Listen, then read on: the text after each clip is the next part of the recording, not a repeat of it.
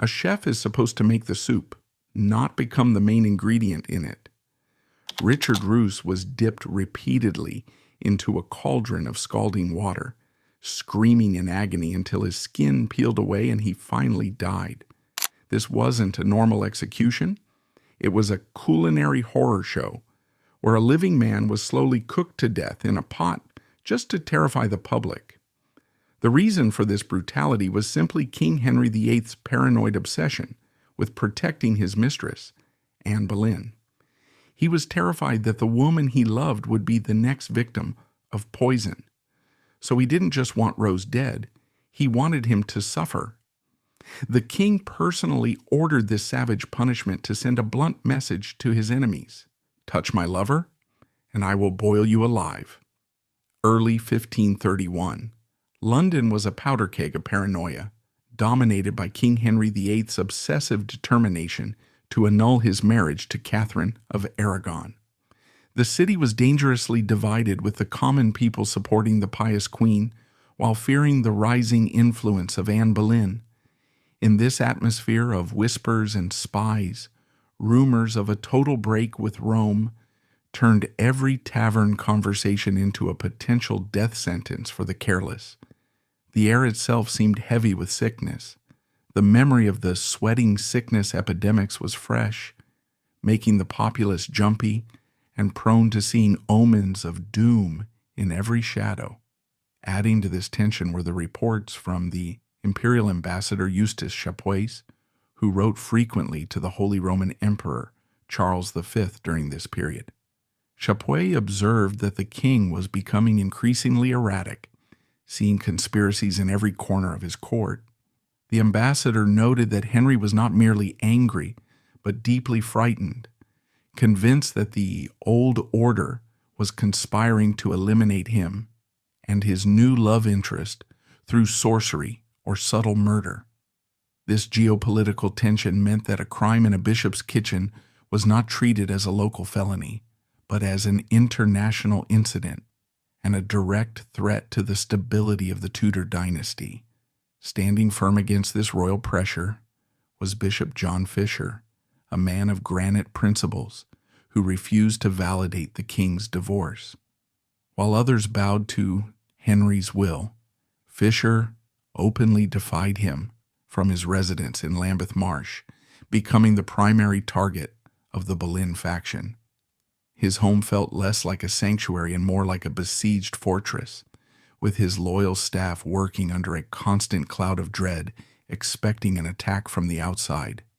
Fisher was not merely a cleric. To the people, he was a living saint, a man whose ascetic lifestyle contrasted sharply with the gluttony of the court. Yet, while the household guards anxiously watched the streets for enemies, they missed the treachery brewing within their own walls. The bishop's kitchen was a chaotic world of sensory violence, filled with roaring fires, thick smoke, and the constant clash of iron pots. It was in this inferno, hidden among the scullery maids and spits of roasting meat, that a cook named Richard Roose prepared to make his mark on history. To understand how Rose could operate unnoticed, one must understand the rigid hierarchy of a Tudor kitchen. It was a military operation. At the top was the clerk of the kitchen, followed by the master cook, then the yeoman, down to the grooms and the lowly pages who turned the spits. In this sweating, shouting ecosystem, a yeoman cook had significant autonomy. He was not a lowly scullion scrubbing floors. He had access to the ingredients, the spices, and crucially, the privacy to mix them. This rank gave Rose the invisibility of the trusted professional. He was a master of his domain, a man whose hands were constantly covered in flour and grease, masking any nefarious substances he might handle. History has left us very little of Rose's biography, a fact that in itself is telling. He was a man of the shadows, a cog in the machine. We know he was the cook for the bishop's household. This was a position of responsibility, though not of high status. A cook in a bishop's house had to be skilled enough to prepare complex banquets for visiting dignitaries, but practical enough to churn out gallons of pottage for the lower servants and the poor, Roose remains a cipher. Was he a bitter man, a greedy one, a fool?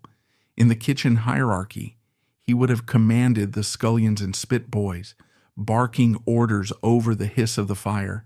He was trusted.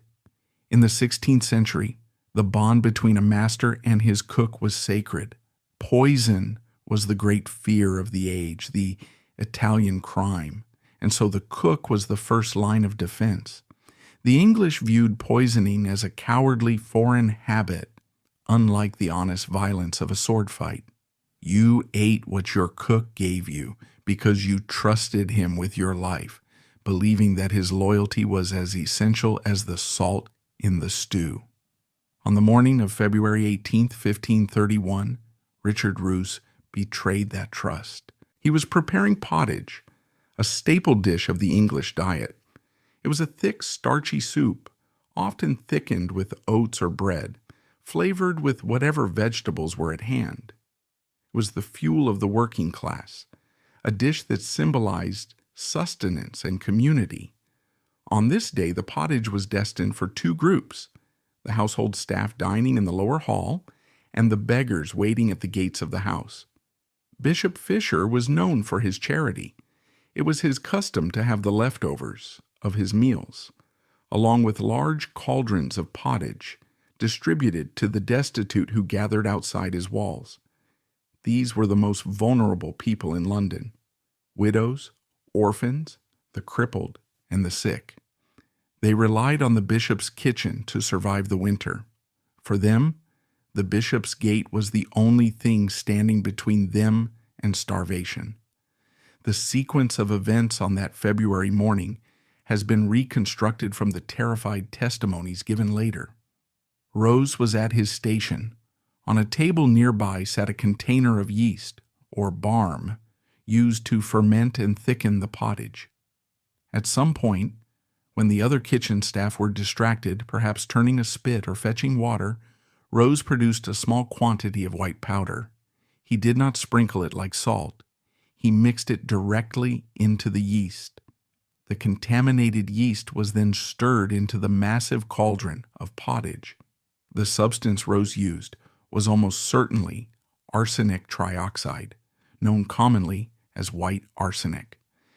In the 16th century, this was a terrifyingly accessible substance, easily purchased from apothecaries under the guise of rat poison. Crucially for a poisoner, white arsenic is odorless and virtually tasteless. When mixed into a heavy, savory dish like pottage, it disappeared into the mixture instantly, leaving no trace until it was too late. The granularity of the powder meant it would dissolve seamlessly in the warm liquid, becoming an invisible agent of death. This specific method of delivery is crucial to understanding the crime. By mixing the poison into the binding agent, Roose ensured that the toxin was distributed throughout the entire batch. It wasn't a targeted strike on a single bowl. It was a blanket contamination of the entire meal. It was an act of indiscriminate biological warfare within a domestic setting. The meal was served. The cauldron was carried out. Ladles were dipped. Bowls were filled.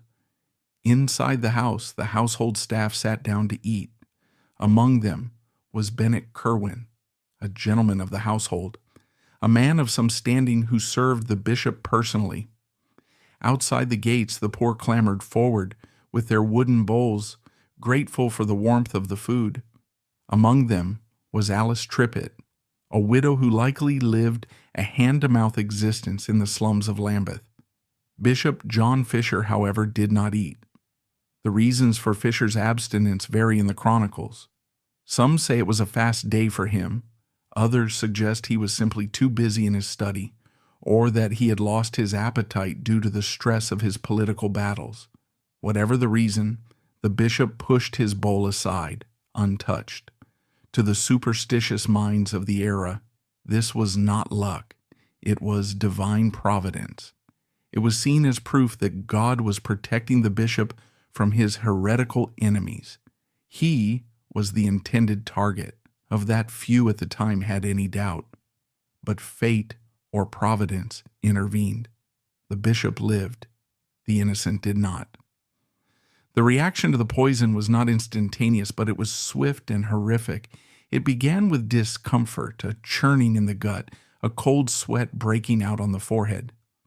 Within an hour, the bishop's house had transformed from a place of domestic order into a scene from hell.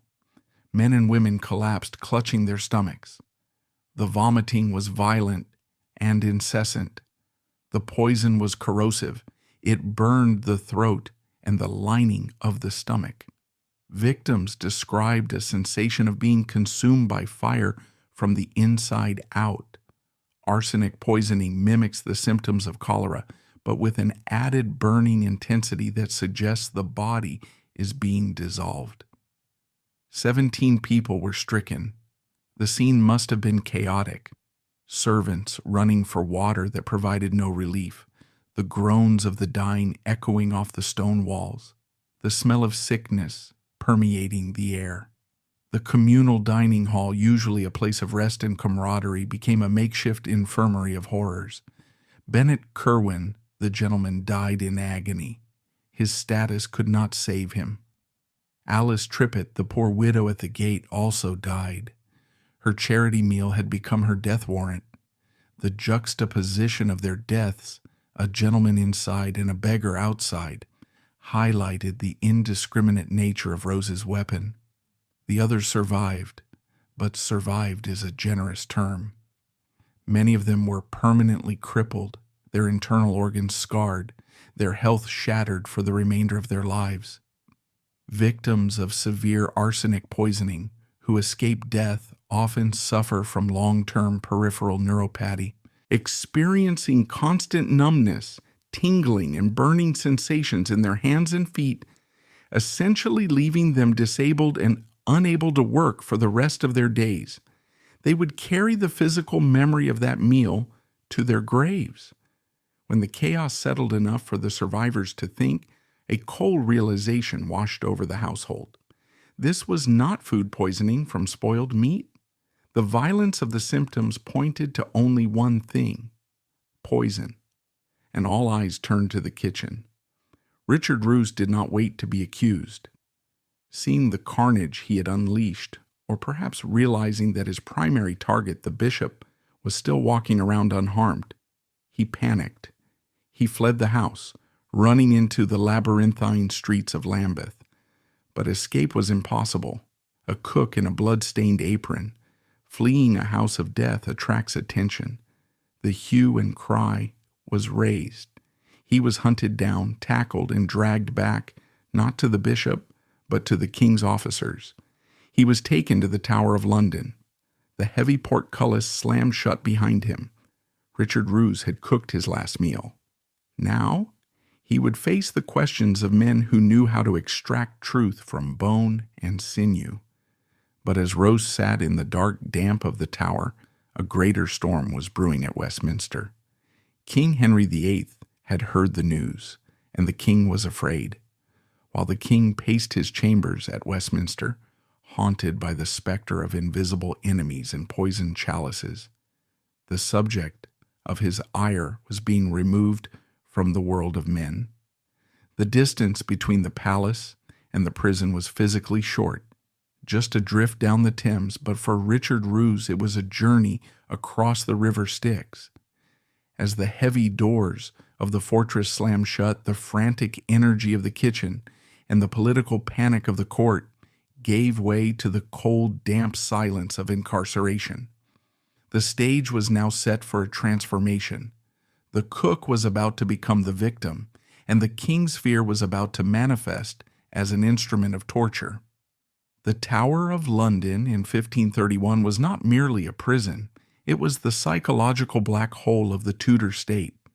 To be sent there was to disappear from the world of the living and enter a liminal space where time was measured in dripping water and the turn of a screw. Richard Roose was dragged through the Traitor's Gate. The water of the Thames lapped against the stone steps. a cold, indifferent witness to his arrival. He was no longer a man. He was a problem to be solved. He was stripped of his apron, his dignity, and his name, becoming simply the prisoner. He was taken to the lower dungeons, likely the Little Ease or similarly claustrophobic cell where light dared not enter. The air was thick with the smell of unwashed bodies, damp straw, and fear. But solitude was not his punishment. It was his preparation. The interrogation began almost immediately. In the 16th century, the Crown did not look for evidence to build a case. It looked for a confession to confirm a truth it had already decided upon.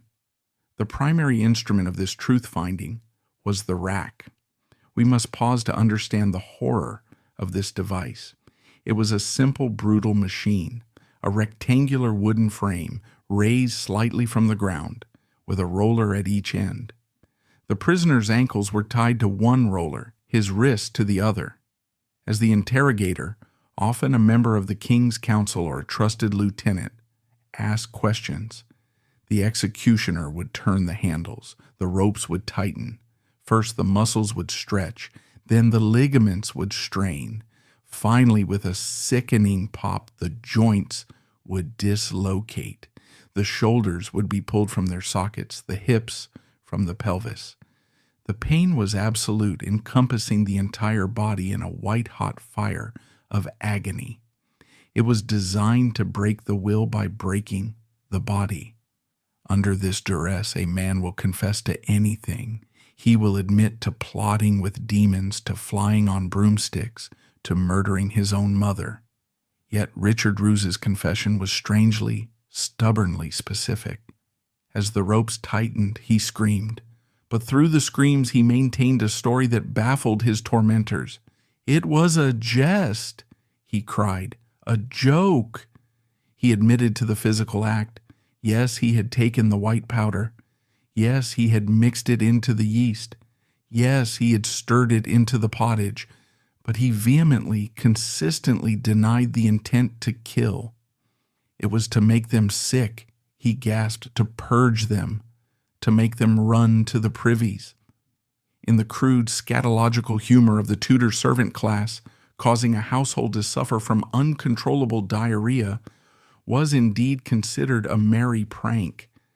It was a way for a powerless servant to humiliate his betters, to bring the high and mighty down to a very human level. Rose claimed he thought the powder was a laxative, a purgative meant to cause discomfort and embarrassment, not death. This defense relies on the fine line between medicine and poison in the 16th century. Apothecaries often used small doses of toxic substances to purge the body of humors, and a servant might easily mistake the quantity needed for a violent purge versus a fatal dose.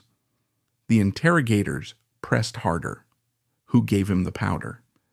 Where did a simple cook get a substance so potent that it could kill a man within hours? Here, Rose's story took a turn that still puzzles historians. He claimed he had not bought the powder himself. He said a stranger had given it to him, a man he did not know, who had vanished as quickly as he had appeared. Who was this stranger? Was he a figment of Rose's tortured imagination?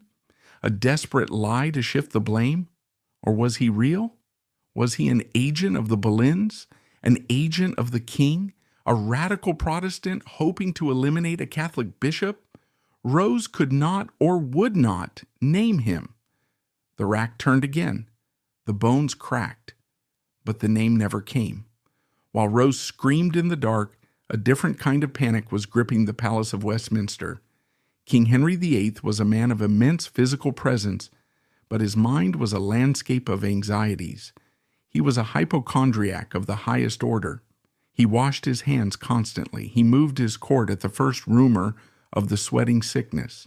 He had physicians taste his urine and examine his stool. To Henry, the body was a fortress that must be defended at all costs. Poison was his ultimate nightmare. It was the coward's weapon. It was invisible, silent, and unstoppable. A sword could be parried, An arrow could be dodged, but poison? Poison could be in the wine, in the bread, in the very air. It bypassed the yeomen of the guard. It mocked the divine protection of the king.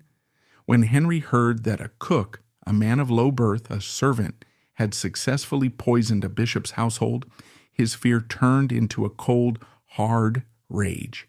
If a cook could kill a bishop, what was to stop a cook from killing a king? The sanctity of the kitchen, the trust between master and servant had been violated. This was not just a crime against Bishop Fisher, it was a crime against the social order. Furthermore, the crime was viewed as a violation of divine hospitality. By poisoning the alms, the food dedicated to the poor, Roose was seen as having committed a sacrilege. He had taken a vehicle of Christian charity and turned it into a vehicle of murder. This religious affront gave Henry the moral high ground he needed to pursue a punishment that exceeded the boundaries of normal human justice. But there was a more immediate political reason for Henry's panic. The great matter, his divorce, had polarized the nation.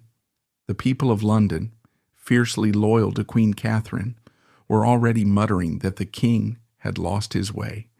They saw Anne Boleyn as a witch and her family as vipers. When news of the poisoning spread, the London rumor mill went into overdrive. The logic of the street was simple. Bishop Fisher is the Queen's friend. The Boleyns hate the Queen. Therefore, the Boleyns tried to kill the bishop. Some whispers went even further. They suggested that the king himself, frustrated by Fisher's stubbornness, had ordered the hit. They whispered that Roose was a patsy, a fall guy for a royal assassination plot that had gone wrong. Henry VIII found himself in a nightmare scenario. If he did nothing, he looked complicit in the attempted murder of a bishop. If he treated it as a common crime, the rumors would fester. He needed to distance himself from Richard Roose. He needed to show the world that he, the king, was the defender of justice, and that he abhorred this crime more than anyone else. He needed a gesture so violent that it would silence the whispers of conspiracy. He needed a spectacle. In a normal world, Richard Roose would have been tried for murder. He would have stood before a jury of his peers. He would have been allowed to speak. Witnesses would have been called. But Henry VIII could not risk a trial. A trial is unpredictable. A man facing death might say things he shouldn't. Roose might scream out the name of the stranger. He might implicate the Boleyns. He might claim he was paid by the king's own agents. Even if he was lying, the mere accusation in open court would be a political catastrophe. So the king did something extraordinary. He bypassed the judicial system entirely. He summoned Parliament.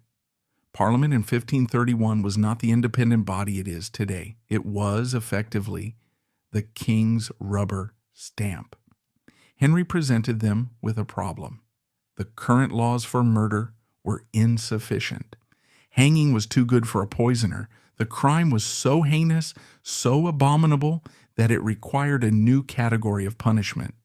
Henry drafted a Bill of Attainder. An attainder is a legislative act that declares a person or group of persons guilty of some crime and punishing them, often without a trial. It is the government saying, "We know you did it, so we are skipping the court case and moving straight to the sentencing." This was a terrifying perversion of justice. Roose was condemned not by a judge, but by a vote of politicians. Historically, attainders were used for noblemen and rebels, but using one to condemn a simple cook was a legal novelty, underscoring just how desperate Henry was to control the narrative. But Henry went further. He didn't just want Roose dead, he wanted the concept of poisoning to be destroyed. He pushed through the act for poisoning. This act was a legal monstrosity. High treason. It elevated the crime of poisoning from a felony to high treason. Usually, treason involves plotting against the king's life or government.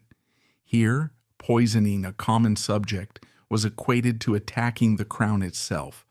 Retroactive. The law was applied ex post facto. Roose had committed the crime before the law existed. Under normal legal principles, you cannot be punished for a crime that wasn't a crime when you did it, nor can you be given a harsher punishment than what was on the books. Henry ignored this. The punishment. The act specified the method of execution. It did not say death, it said boiled to death. While this method was unprecedented in English common law, it was not entirely unknown in Europe. In parts of the Holy Roman Empire and France, coining was sometimes punished by boiling, as the criminal had corrupted the metal, just as a poisoner corrupted the food. Henry, a well-read Renaissance prince, likely drew inspiration from these continental horrors to craft a uniquely symbolic British punishment. The preamble of the act is chilling.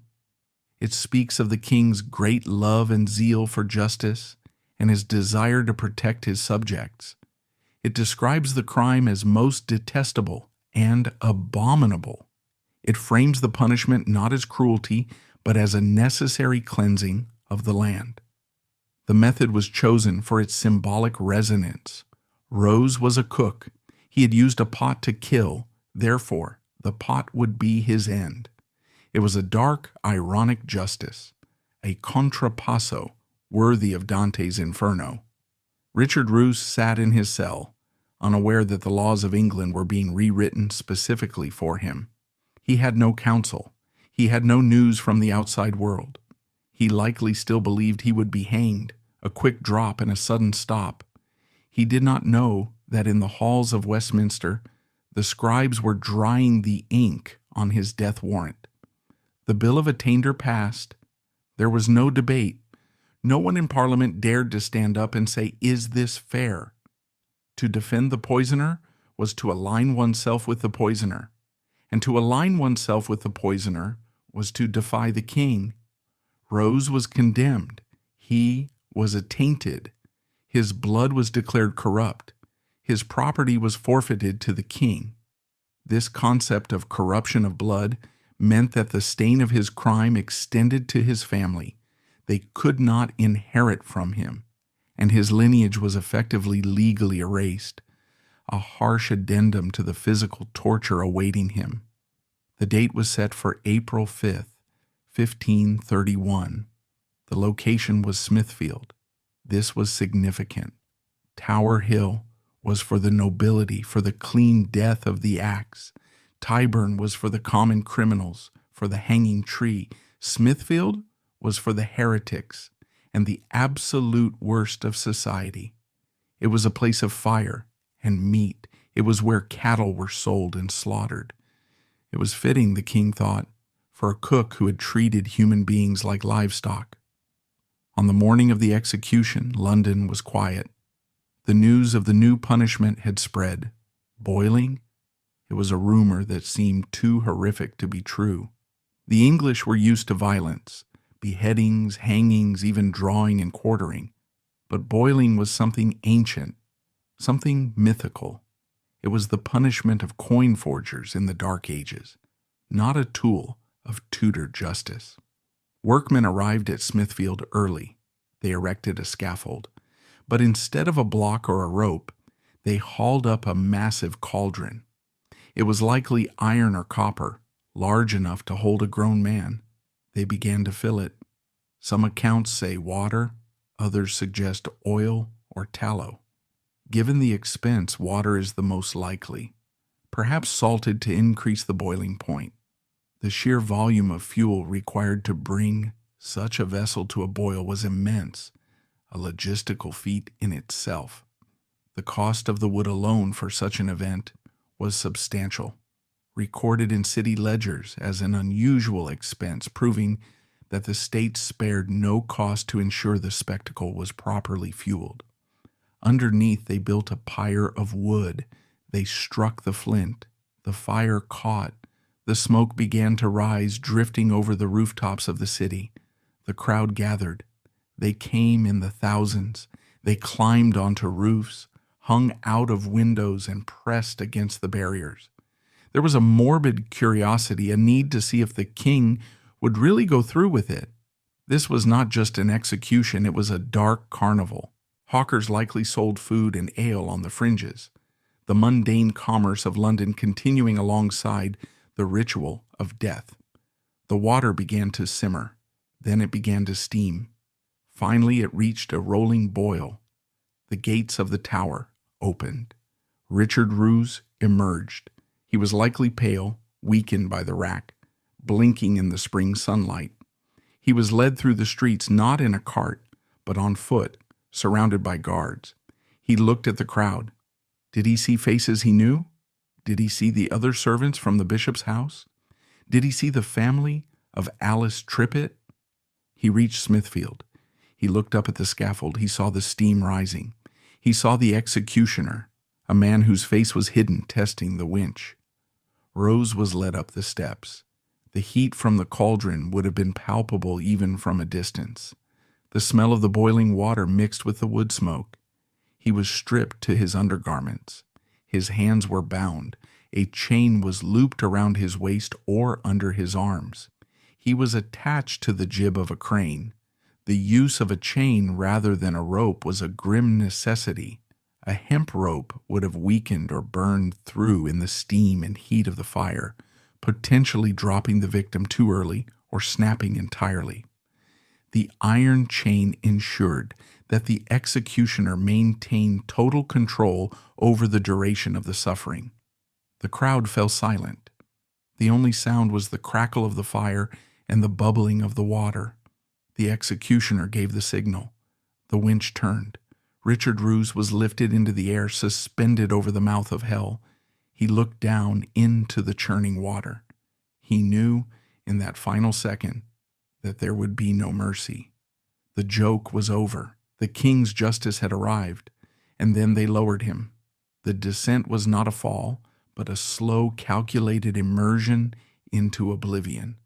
As the winch creaked and the chain played out, the suspense that held the crowd breathless transformed into a collective gasp of horror.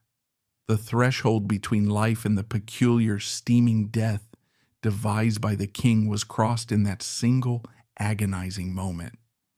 What happened next was no longer a judicial process. It was a descent into a nightmare where the boundaries of human endurance were tested against the full, scalding weight of the crown's wrath. The mechanics of the execution at Smithfield were designed not merely to kill, but to dismantle the human form while the mind was still trapped within it. As the winch turned, the chain tautened, and Richard Roose was hoisted into the air, suspended above the cauldron like a marionette in a macabre play. The steam rising from the vessel was thick, obscuring the surface of the water, so that he looked down not into a liquid, but into a white, scalding cloud. The executioner did not drop him. That would have been too merciful.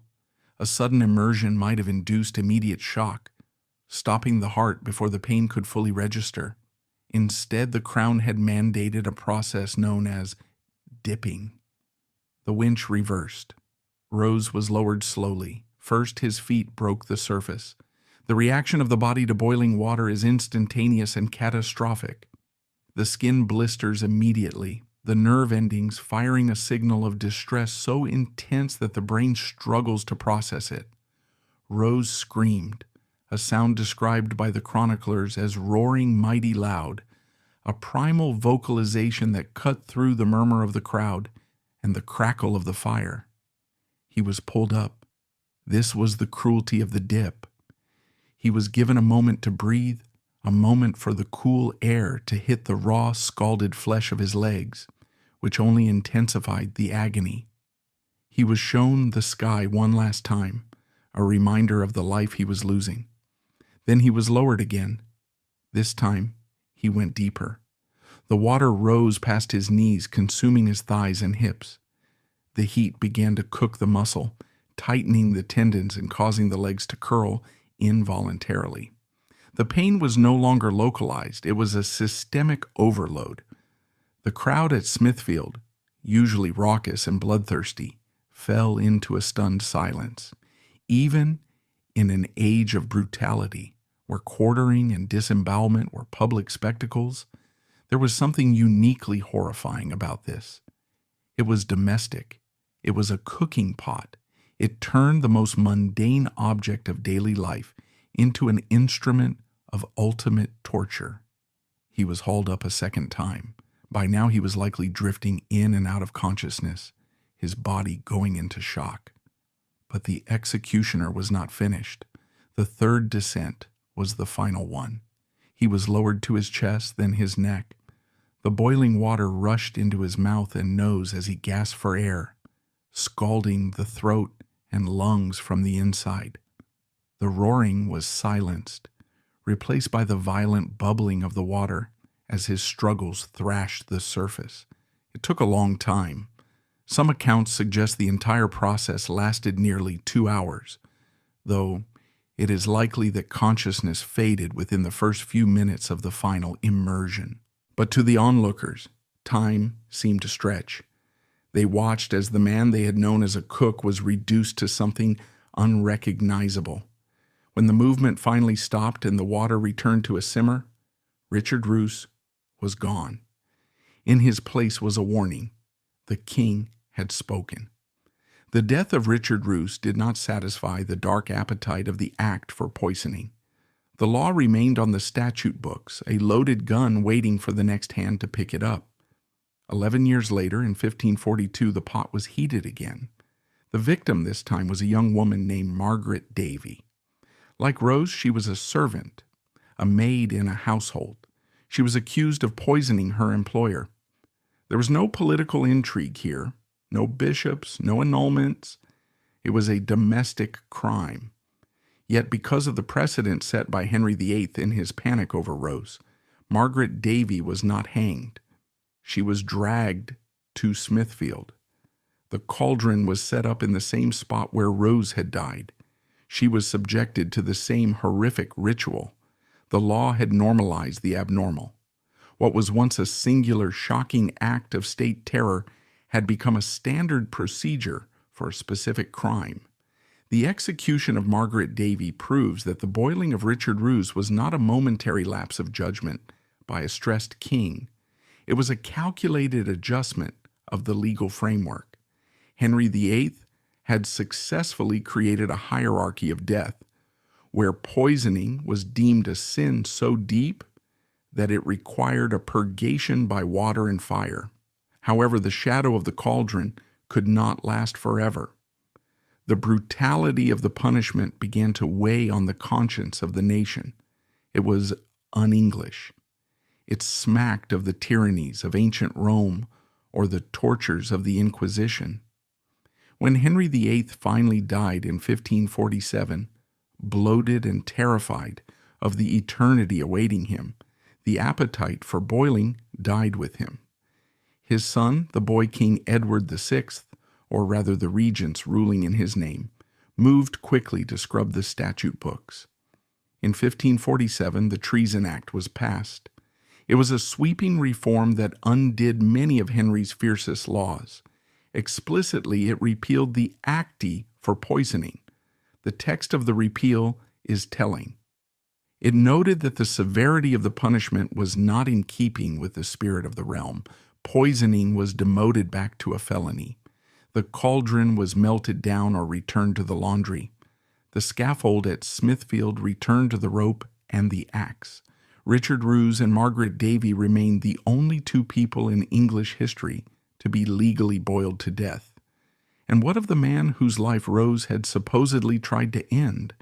What of Bishop John Fisher? Fate, it seems, has a sense of irony darker than any playwright could devise. Fisher had survived the soup. He had pushed the bowl aside, spared by Providence, to continue his fight against the king's divorce.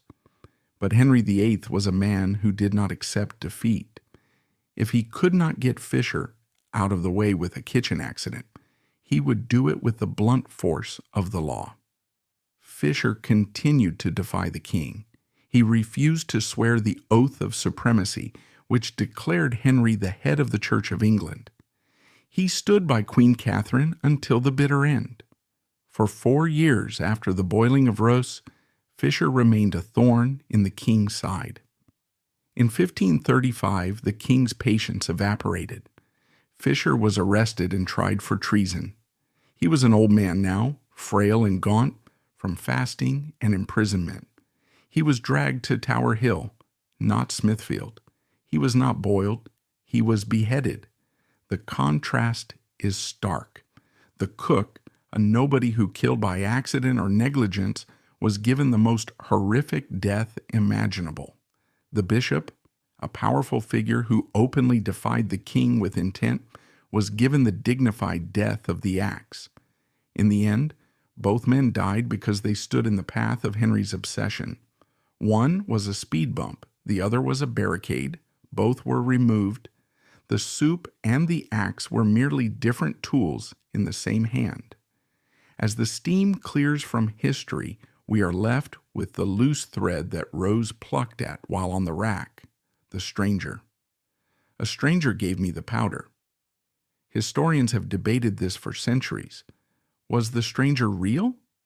If we assume Rose was innocent of intent, that he truly thought it was a laxative, then the stranger becomes the key to the entire mystery. Who would want to embarrass the bishop's household? Who would want to cause a scene of chaos at Lambeth Palace? Or, darker still, did the stranger know the powder was poison? Did he use the foolish, prank-loving cook as a delivery system for an assassination? If so, the list of suspects is short and powerful. The Boleyns. They had the motive. They had the money. They had the network of spies. Removing Fisher was their top priority. Did an agent of Wiltshire approach the cook, hand him a packet of strong laxative, and vanish? The king. Henry was capable of anything. But using a cook seems too messy for a king who preferred the veneer of legality. Radical reformers. There were those who hated the Catholic clergy and wanted to strike a blow against the old religion. Or perhaps there was no stranger. Perhaps Rose, in his panic, invented a character to save his own skin. Perhaps he simply used too much of a dangerous herb, or mistook a bag of arsenic for something else in the chaotic pantry. We will never know. The stranger, if he existed, walked away from the bishop's house and into the fog of London, leaving the cook to take the scalding water. We return to the image where we began, the broth and the blood. The story of Richard Roose is a tragedy of scale. He was a small man caught in a large time. He was a figure of the scullery who stumbled into the arena of kings. His death was not about justice. It was about performance. Henry VIII used the body of Richard Roose to send a message to the world. I am the protector of the realm. I am the source of law. I am the master of life and death. The boiling was a piece of theater designed to terrify the population into submission. It was designed to distract from the king's unpopular divorce and his war with the church.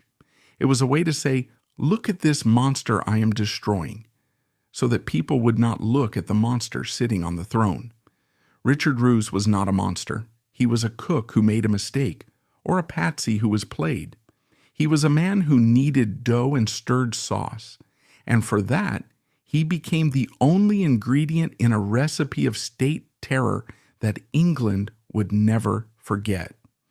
History is often written by the victors, but sometimes, if you listen closely to the cracks in the narrative, you can hear the screams of the victims, you can smell the steam, and you can realize that the difference between a criminal and a king is often just a matter of who holds the ladle. The ladle had been dropped and the fire beneath the cauldron extinguished, but the heat of that day would radiate through English history for years to come. The physical act of the execution was over, leaving behind only a scorched patch of earth at Smithfield and a terrified populace. Yet the event had released something far more durable than steam. It had birthed a new era of suspicion that would seep into the very walls of every noble house in the realm, changing the flavor of English life from one of medieval trust to one of Tudor paranoia. The steam from Smithfield eventually dissipated into the London sky, but the psychological fog it created lingered for decades. The execution of Richard Roose did not merely punish a criminal, it fundamentally altered the relationship between the masters of England and those who served them. In the 1530s, the household was the primary unit of social organization. A lord or bishop did not live in isolation. He lived surrounded by a retinue of servants who shaved him, dressed him, and, crucially, fed him. The great trust was the invisible contract that held this society together. By turning the kitchen, the heart of the home, into a place of potential murder, the Rose affair shattered that trust. London became a city of tasters. The ancient practice of the credence, where a servant tastes the food before serving the master, saw a rigorous revival. It was no longer a ceremonial gesture, it was a frantic necessity. In the great houses along the Strand, stewards began to lock the spice cabinets. The yeomen of the pantry were watched with hawk-like suspicion. The fear was not just of death, but of the method of death. Poison was viewed as a uniquely demonic weapon. It was the weapon of the unseen, the weak, and the foreign. It was associated with the subtle Italians, not the stout-hearted English, who settled their differences with swords or cudgels. To be poisoned was to be unmanned, to be struck down without a chance to fight back. Henry VIII's brutal response, the boiling, was an attempt to cauterize this fear. He wanted to make the punishment so terrifying that no servant would ever dare to slip a powder into a pot again. But terror is a poor substitute for trust. The acti for poisoning did not stop the rumors, it merely drove them underground, creating a culture of paranoia that would define the rest of Henry's reign. We must return to the unresolved question that haunted the investigation: the stranger. Richard Roose's claim that a stranger gave him the powder was dismissed by the king's interrogators as a lie. But was it? In the ruthless political climate of 1531, the idea of a false flag operation or a proxy assassination is entirely plausible. Historians have long looked at the Boleyn family with suspicion. Thomas Boleyn, the Earl of Wiltshire and father of Anne, was a man of immense ambition and few scruples. He knew that Bishop Fisher was the primary roadblock to his daughter becoming queen. Fisher was organizing the resistance. He was writing to the emperor. He was the spiritual leader of the Aragon faction. If Fisher died, the opposition would be headless. The theory goes like this: an agent of the Boleyns approached the simple-minded cook. They did not ask him to kill the bishop. That would be too risky. Instead, they played on his sense of humor. They gave him a laxative to embarrass the bishop during a dinner. They knew the powder was arsenic or hemlock, but Rose did not. This explains Rose's behavior. It explains why he didn't flee immediately. It explains his confusion on the rack. He was a pawn who didn't know he was playing chess. Why did Henry not investigate this? Because investigating the Boleyns in 1531 would have been political suicide for his great matter. He needed the Boleyns to get his divorce. If it turned out that his future father-in-law was an assassin, the king's moral case for the annulment would collapse. So Henry chose willful ignorance. He boiled the cook to close the case. The truth about the Boleyn involvement, if there was any, was boiled away with Rose's skin. The acti for poisoning remains one of the most bizarre documents in English legal history. It is a window into the mind of a tyrant. Most laws in England were based on precedent. They looked backward to what had been done before. This act looked only at the king's emotion. It was a statute of hysteria. By declaring poisoning to be high treason, Henry was rewriting the social contract. Treason was previously defined as an attack on the sovereign. By extending it to the poisoning of a subject, Henry was essentially saying the king's peace is so absolute that to disrupt it with poison is to attack the king himself. It also stripped the accused of the benefit of clergy. In standard English law, a literate man could claim the benefit of clergy to escape the civil courts and be tried by the church, which was generally more lenient. The act explicitly removed this escape route. If you poisoned someone, not even the church could save you. The repeal of the act in 1547 by Edward VI's regents was a quiet admission that the state had gone too far. They recognized that boiling was a punishment that belonged in a barbaric past, not in a Christian commonwealth. It was a stain on the English judicial character. The repeal stated that the severity of the punishment was perilous and sharp, a rare instance of a government apologizing for its own brutality. There is a final grim irony in the story of the cook and the king. Henry VIII was terrified of poison. He was terrified of corruption. He killed Richard Roose to demonstrate his control over life and death. Yet, Henry's own end was a slow, agonizing slide into corruption. By the time he died in 1547, the Golden Prince had become a monstrous figure. He was vastly obese, weighing nearly 400 pounds.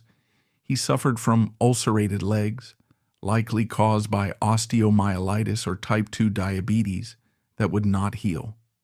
The wounds festered and stank so badly that his servants struggled to be in the same room with him.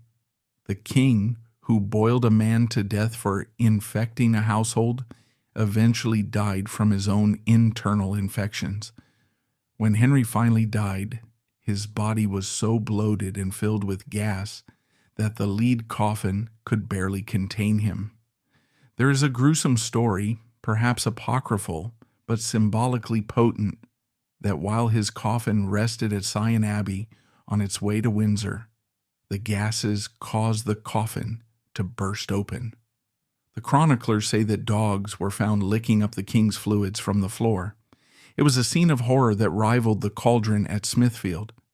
The king, who had tried to play God, was reduced to leaking matter.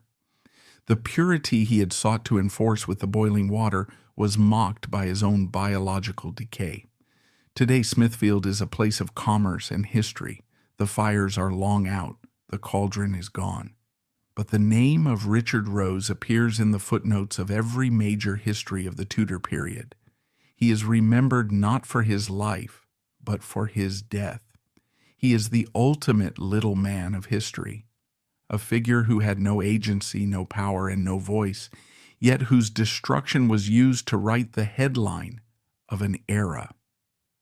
When we study the Tudors, we often focus on the glamour, the wives, the beheadings of queens, the break with Rome. But to understand the true nature of Henry VIII's reign, one must look at Richard Roose. We must look at the moment when the law stopped being a shield and became a sword. We must look at the moment when a king decided that a kitchen accident was a crime against the crown. Richard Roose was the first casualty of the terror that would consume Thomas More, Anne Boleyn, Thomas Cromwell, and countless others. He was the canary in the coal mine, or rather the cook in the kitchen. And as we close the book on 1531, we are left with the uncomfortable truth that in the Game of Thrones, the pawns are not just sacrificed, they are boiled.